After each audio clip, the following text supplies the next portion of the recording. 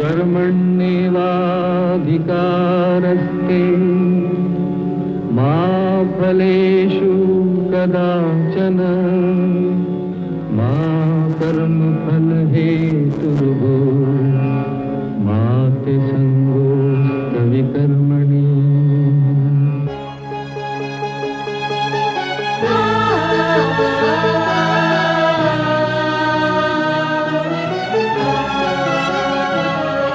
ये औरत है कुदरत का अनमोल तोहफा, ये ममता का सागर मोहब्बत का दरिया है, हर नस्ल हर देश पर कर्ज इसका बनाया गया, त्याग को फर्ज इसका।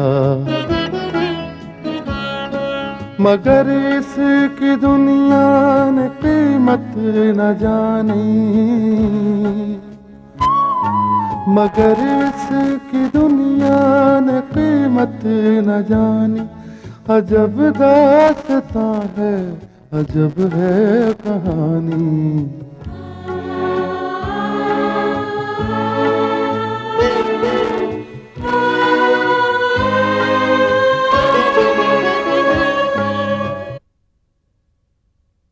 मधु की डेड बॉडी? मगर किस अधिकार से? विक्रम साहब, मेरा और पिंकी का एक बड़ा गहरा रिश्ता है उससे। हम सब स्टूडेंट्स हैं, वो हमारी कोलीग थी।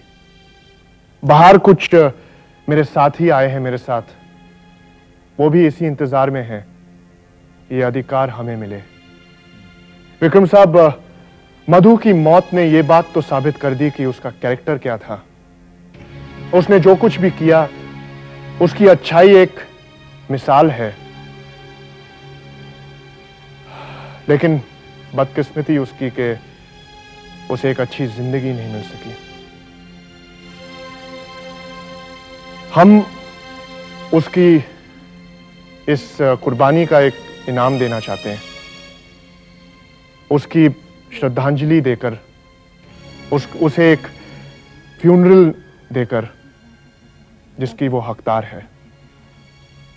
विक्रम साहब, मधु ने सचमुच एक विद्यार्थी का हक अदा किया है। हाँ इंस्पेक्टर साहब, मधु वाकई एक अच्छी लड़की थी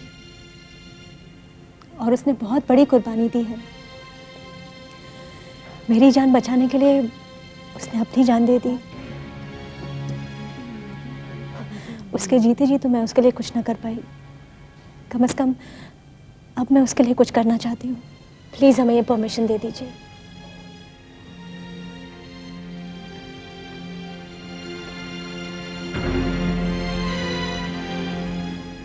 तुम दोनों ठीक कह रहे हो। मधु एक स्टूडेंट थी और उसने अपनी कुर्बानी एक स्टूडेंट की जान बचाते हुए दी।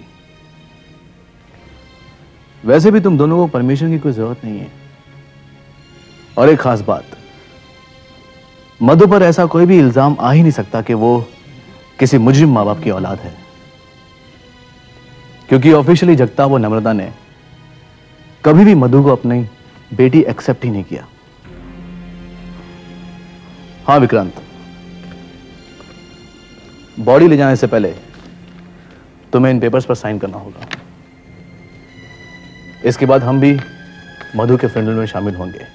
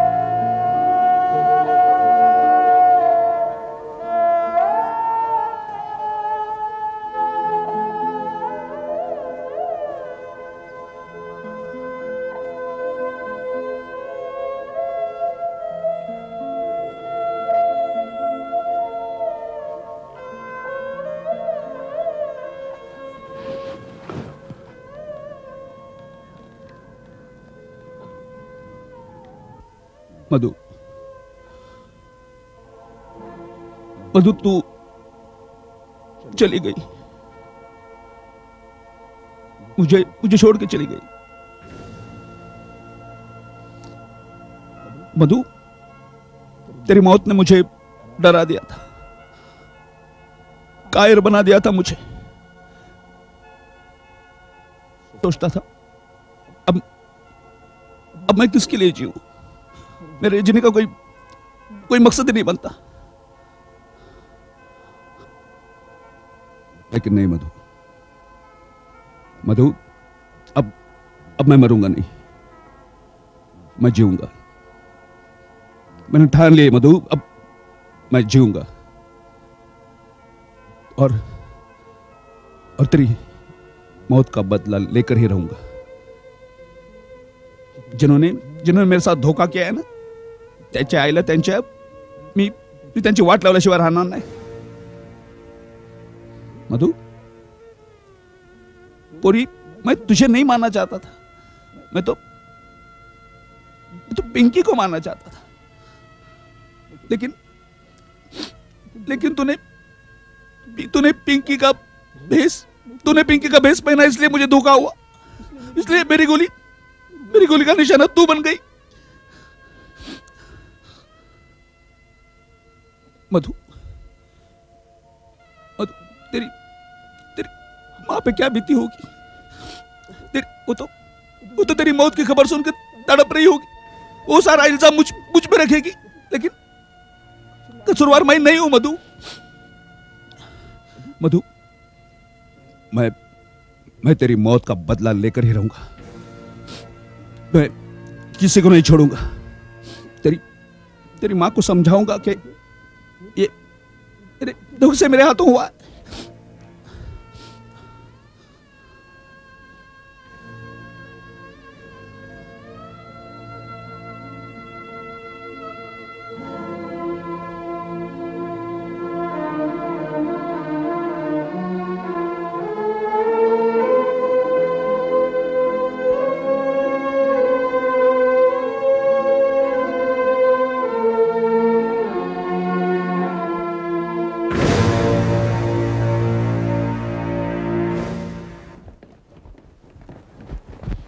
मॉर्निंग बाबूजी। आई एम सॉरी, मुझे आने में देर हो गई बाबूजी।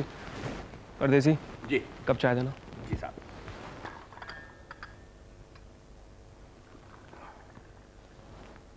Thank you.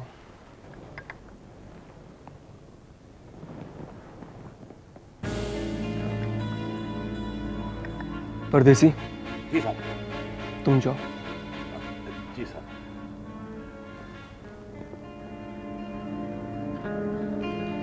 बाबूजी।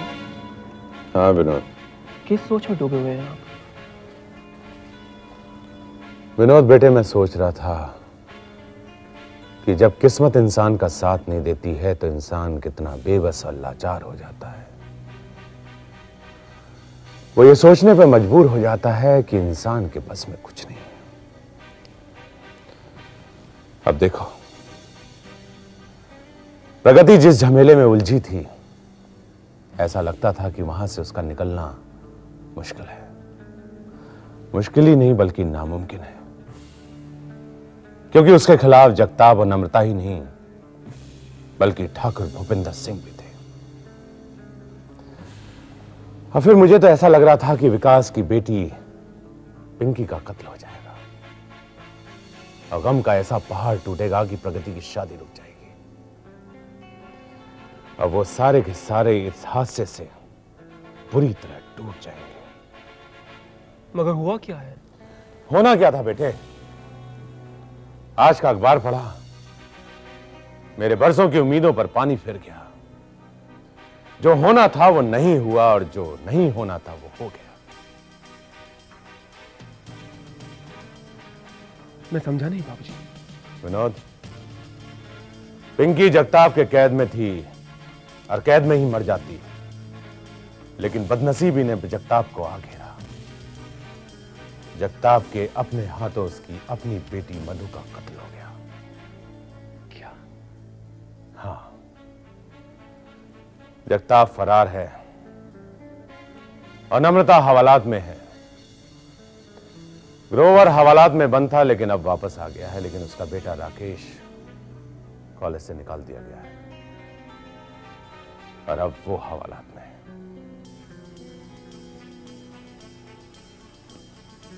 बाबूजी, इसका मतलब ये हुआ कि जो जाल प्रगति को फंसाने के लिए बिछाया गया था, वो जाल में वो लोग खुद फंस गए।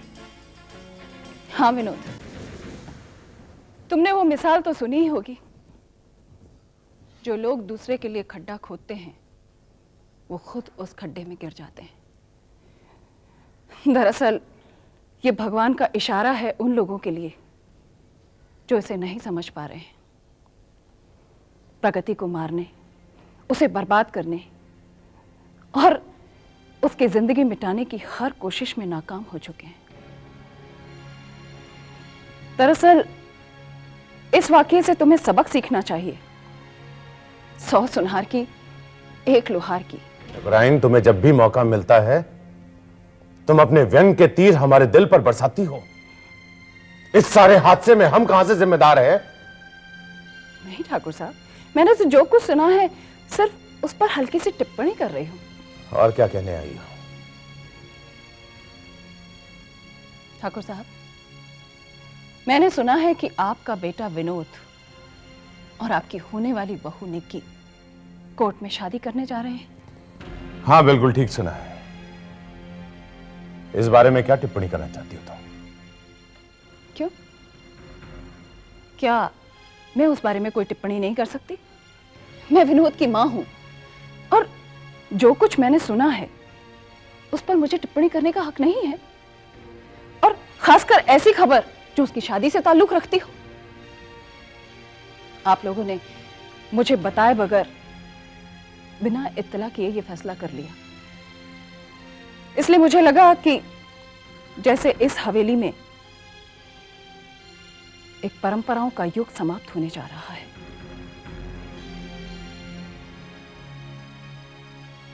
अरे आओ निक्की बेटी, आओ। हेलो बाबूजी। निक्की बेटी, आओ।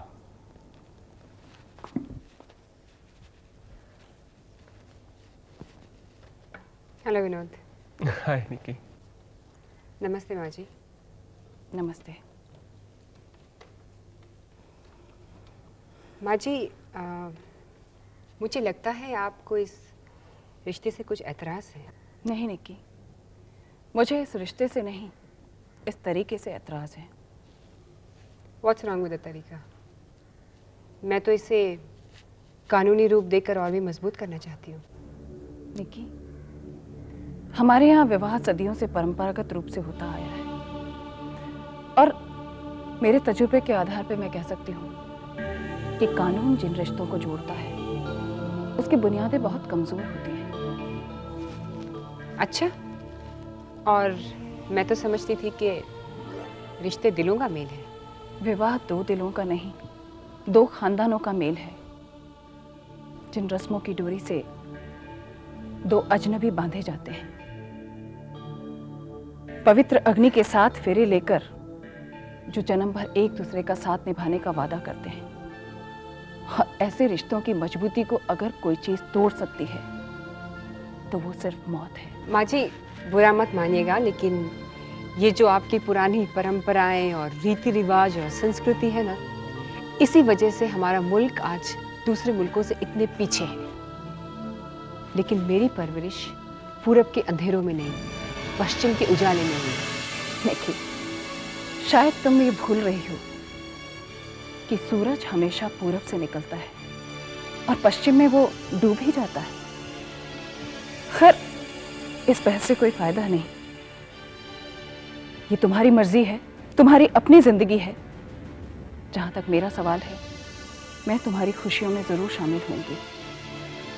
तुम मेरी परंपराओं को नकार सकती हो, लेकिन मैं एक माँ हूं, और माँ हमेशा अपने बच्चों को आशीर्वाद देती है।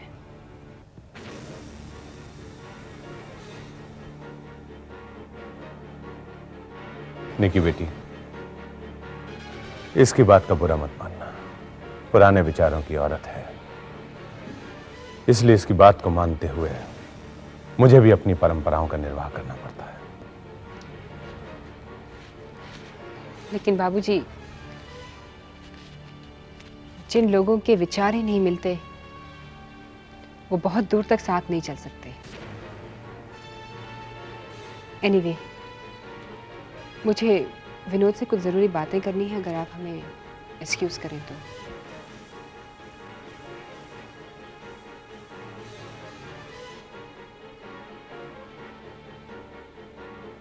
ठीक है निकी, मैं चलता हूं।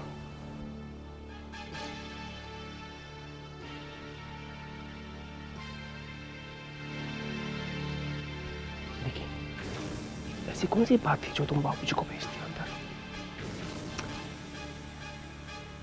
विनोद, मुझे कुछ प्यार की बातें करनी थी। कहो तो बुला लेती हूँ बाबूजी को।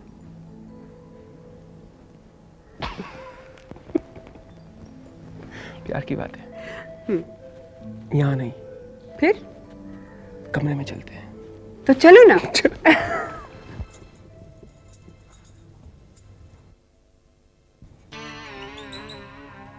परदेसी, राम कटोरी, ये तो छुप छुप कर क्या देख रहा है? अरे मैं पुरानी हड्डी को देख रहा हूँ, वो सड़ी हुई दीवार को देख रहा हूँ जो हमारी मोहब्बत के बीच में आकर खड़ी हो गई है। दीवार? हाँ, वो सड़ी हुई दीवार जो कभी भी गिर सकती है। अच्छा, तो तू भूरे महाराज को दीवार कह रहा है? नहीं, वो दीवार नहीं तो और क्या कहूँ। अरे उन्हों मेरी मोहब्बत के रास्ते का रोड़ा है, हमारी शादी नहीं होने देना चाहता उन्हों। तो तू क्या करेगा? उनका खून करेगा? हाँ, उनका खून नहीं, उनका खून नहीं करूंगा। अगर उनका खून करूंगा मेरे को फांसी हो जाएगी। मैंने सोच लिया है कि एक मयान में दो तलवारें नहीं रह सकती। देख परदेसी, तू साफ साफ बता, करना क्या चाहता है? मैं साफ साफ बताऊं क्या करना चाहता हूं। मैं तेरे से शादी करना चाहता हूं भाई। मगर भूरे महाराज? भूरे महाराज, मैंने सोच लिया है। क्या? देख, तुम मुझसे प्यार करती है ना? हाँ, करती हूँ। तुम मुझसे शादी करेगी ना? हाँ, करूंगी। तुम मेरे बच्चों की अम्मा बनेगी ना? बनूंगी ना परदेसी। मैं जो कुछ बोलूंगा वो करेगी ना? करूंगी ना परदेसी। ऐसा? तुम मुझे छूकर कसम खाकू बोल, जो कुछ मैं बोलूंगा तू करेगी। मैं तुझे छूकर कसम खाकर कहती हूँ, जो तू कहेगा वही करूंगी। अगर तू अपनी कसम से मुकर गई ना, मैं मर जाऊंगा। तू रणवी हो जाए, रणवी नहीं, तू विधवा हो जाएगी। देख, सोच ले। नहीं, मैं नहीं मुकरूंगी। जो तू कहेगा मैं वही करूंगी। अच्छा तू बोल, मुझे क्या करना है? राम कटोरी, हम लोग भूरे महाराज की ये भूरी सी दुनिया से फुर्र होके उड़ जाएंगे। कैसे? अरे हम लोग भाग जाएंगे। तू मुझे भगा के ले जाएगा? नहीं, मैं तेरे को ऑटो रिक्शा में लेके जाएगा। और क्या? ऑटो रिक्शा में कहाँ ले जाएगा? अरे राम कटोरी, मैं तुझे सपनों के उस संसार में ले जाऊंगा जहां तू होगी, मैं होऊंगा। हम दोनों प्यार मोहब्बत करते होंगे। आकाश में तारे टिमटिमा रहे होंगे। मैं चांद तारे तोड़कर तेरे कदमों पे रखता जाऊंगा और प्यार करता रहूंगा। राम कटोरी। सच परदेसी? हाँ राम कटोरी। तेरे गले में क्या खराश आ रही है? मेरे गले में नहीं। हाँ, ये तो तेरी आवाज थी। मेरी आवाज थी? भूरे महाराज। हाँ, भूरे महाराज। कहाँ पे परदेसी के बच्चे क्या कर रहा है तू? अरे मेरी राम कटोरी की आंख में कचरा चला गया, उसको साफ कर रहा हूँ। राम कटोरी? हाँ हाँ हाँ भूरे महाराज, मेरे आंख में कचरा चला गया था, ये साफ कर रहा था। अच्छा, तो तेरी आंख का कचरा साफ हो गया ना? हाँ, हाँ। तब जरा इधर देख कौन आया। इधर इधर।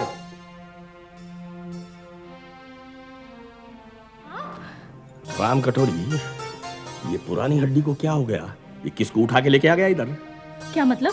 अरे मतलब क्या, हवेली में 3 खाने वाले 4 खिलाने वाले, ये 5वें भुक्के को कहाँ लेके आ गया ये? अरे बेवकूफ, ये मेरे बापू है। अच्छा बापू। बापू